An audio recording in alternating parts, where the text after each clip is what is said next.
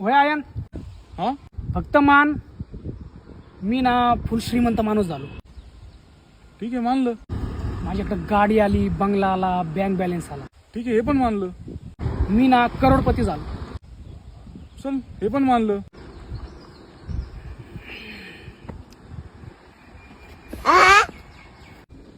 हो यार, कुठं चालला? आता तुझ्यासारखा भिकार चोटासोबत राहू काय मी? मैं तो हूँ पागल.